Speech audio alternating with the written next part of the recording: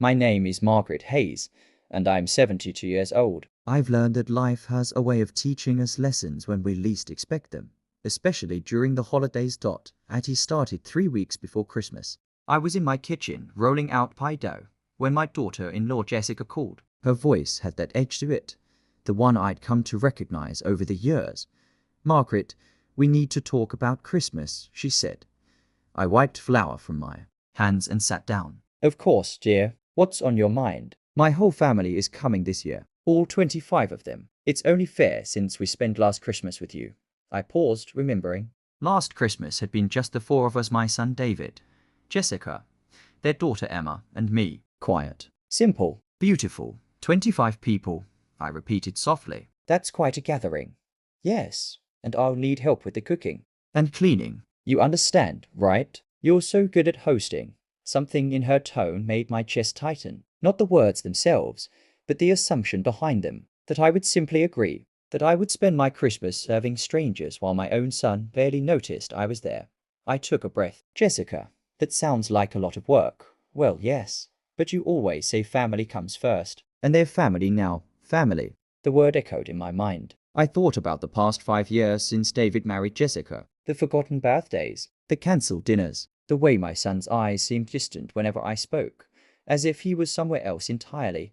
Let me think about it, I said quietly. Think about it. Margaret, Christmas is in 3 weeks. I know, dear. I'll call you back. I hung up and sat in the silence of my kitchen. The afternoon light streamed through the window, casting long shadows across the floor. I'd raised David in this house. His father, my beloved Henry, had passed 10 years ago. This house held every memory of our life together, and suddenly, I realized something. I was tired. Tired of bending. Tired of shrinking myself to fit into other people's expectations.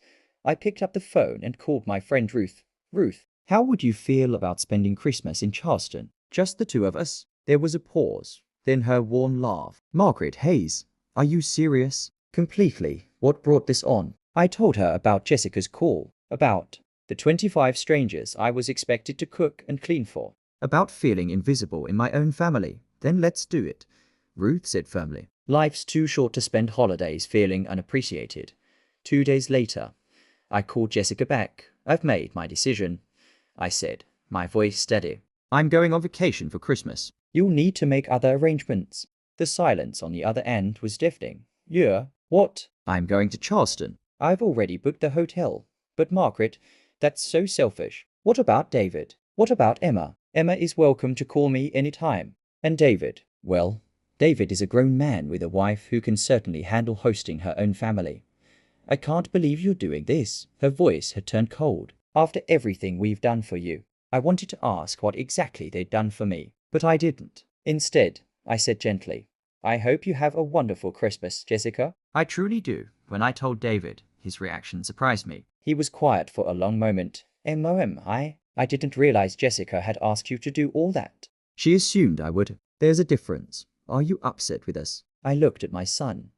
This man I'd raised with such love, and chose my words carefully. I'm not upset, sweetheart. I'm just choosing myself this year. I hope you can understand that.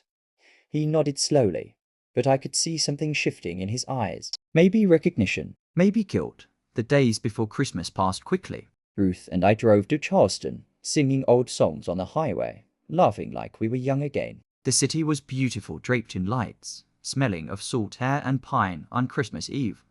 We walked along the harbor. The water was calm, reflecting.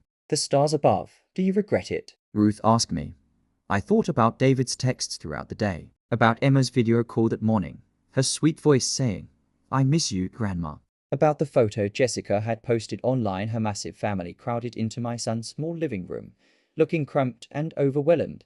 No, I said honestly. I don't regret choosing peace on Christmas morning. My phone rang. It was David.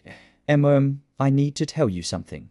His voice was thick with emotion. Last night, after everyone left, Jessica and I talked. Really talked. She broke down and told me. She's been having an affair.